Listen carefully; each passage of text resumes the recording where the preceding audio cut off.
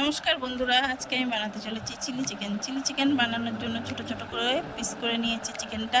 তারপরে কর্নফ্লাওয়ার দিয়ে দিলাম, তারপর গোলমরিচের গুঁড়ো, সোয়া সস, তারপর টমেটো সস, তারপরে চিলি সস দিয়ে ভালো একটা ডিম ফাটিয়ে দেবো ভালো করে। এবার ম্যারিনেট করে নেব। দেখো ম্যারিনেট করা হয়ে গেছে। এবার আমি ঢেকে দেবো 10 মিনিটের জন্য।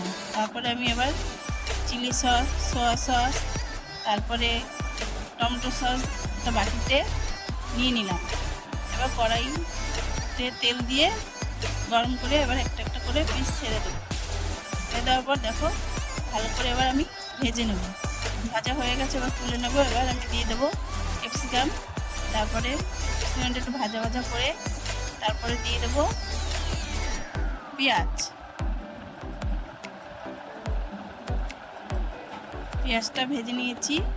এবারে টমেটোটা দিয়ে দিলাম, তারপর লঙ্কা ছিঁড়ে দিয়েছি।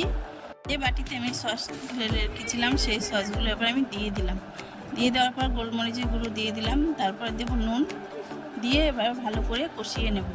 কষিয়ে নেওয়ার পরে তারপরে আমি কর্নফ্লাওয়ারের জলটা আমি দিয়ে দেবো। এবার স্বাদ মতো চিনি দিয়ে দেবো। দিয়ে এবার ভালো করে নেড়ে ফুটাতে দেবো। ফুটানো হয়ে গেলে এবার আমি চিকেনটা ঢেলে দেবো। ঢেলে এবার আমি ভালো করে নেড়ে ফুটাবো। তোমাদের যদি আমার রান্নাটি ভালো লাগে আমাকে সাবস্ক্রাইব, লাইক, কমেন্ট, শেয়ার করে দিও। দেখো এটা আমার তৈরি। দেখা হবে পরের ভিডিওতে। টাটা।